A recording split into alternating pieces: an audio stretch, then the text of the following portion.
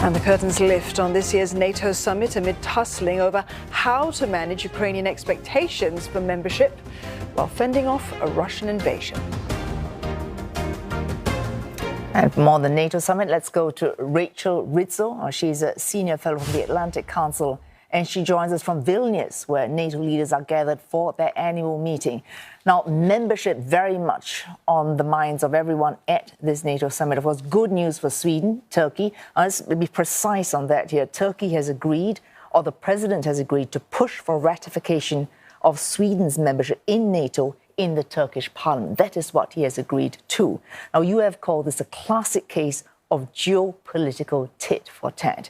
Now, could you explain for us, from Ankara's point of view, what has Ankara given and what has Ankara got?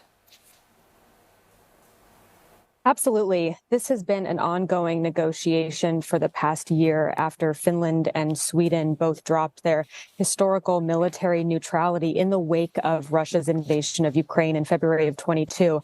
And we've been waiting to see whether or not Turkey would be willing to drop its opposition to Sweden joining the alliance. And that ended up happening last night. And basically, the reason that they were stalling on this was they wanted to use this opportunity to extract some concessions from Sweden, namely an arms embargo that Sweden had placed on Turkey. And they felt that Sweden was too not tough enough on members of the Kurdistan Workers' Party, terrorists in Turkey's eyes, and a internationally agreed upon terrorist organization. So they were able to get some language on that they agreed to. They were also able to get language from the United States, although it's not in the communique, talking about the sale of F-16s to Turkey. So all in all, I think it was a win for both sides, and a win definitely before the outset of the summit, which started this morning. All right. Ukraine, though, would be in a rather different situation. If I can quote here, you said President Recep Tayyip Erdogan would not have changed his tune if he had not seen this move as in his interest. So if we apply that to Ukraine, the movers and shakers in NATO need to see it as in their interest to grant Ukraine membership in NATO, for them to give the go-ahead and for the 31 member states to reach consensus on at least starting a membership action plan for Ukraine. But that is not happening, at least now. Why do you think that's so? This has been a pretty frustrating moment, I think, for what is now 31 NATO allies. You know, when you work on a communique such as the one that will come out of this NATO summit, you sort of have to find the lowest common denominator of language that each and every ally will agree on. Remember, NATO is a consensus organization. So any agreement that comes out of the alliance needs to be made at consensus. It can't be consensus minus one.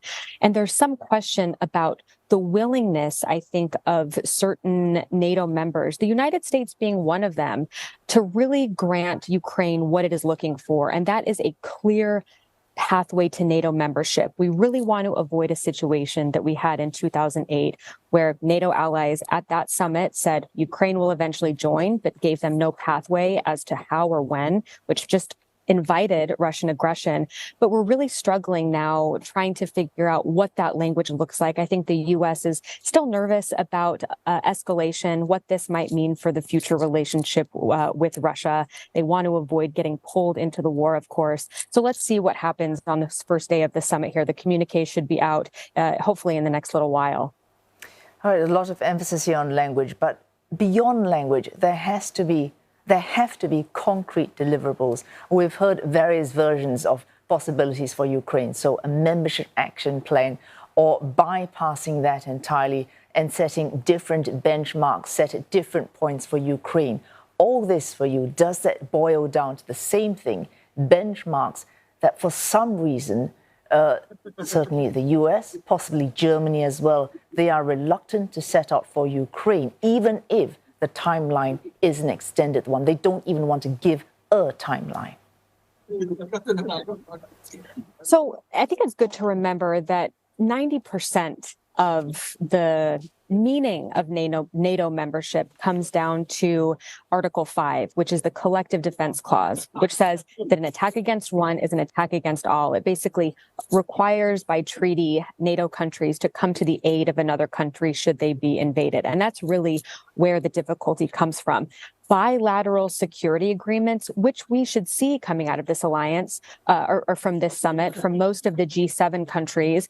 South Korea, Japan are also here, as well as some other G7 members.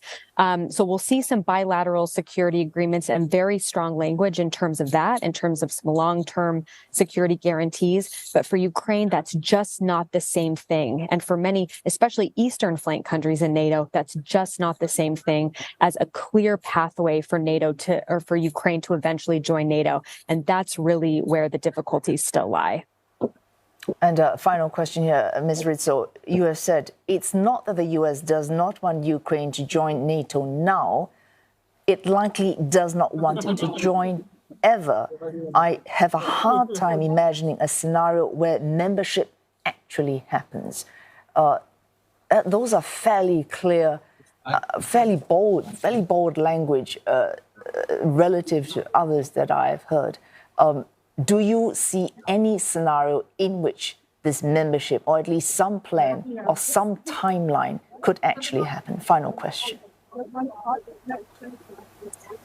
Honestly, as an analyst that looks at NATO, I have to sort of remove the emotions from this and look at it clearly and honestly. And unfortunately, I don't really see a clear pathway right now where the United States would be on board for Ukraine's NATO membership or for offering extremely clear language of how to lay that out. I think that the United States has been timid, of course, in their support for Ukraine over the last 18 months. Part of that reason is that they aren't obligated by treaty to defend them. But the question that I always come back to is if they were a member of NATO, would we come to the defense of Ukraine? And if we didn't, what would that mean for the entire NATO security architecture? I think NATO leaders or U.S. leaders ask themselves that same question, which why to me, this still seems like it would be a really, really difficult proposition, even 5 or 10 years down the line. Thanks. That Rachel Rizzo speaking from the Atlantic Council.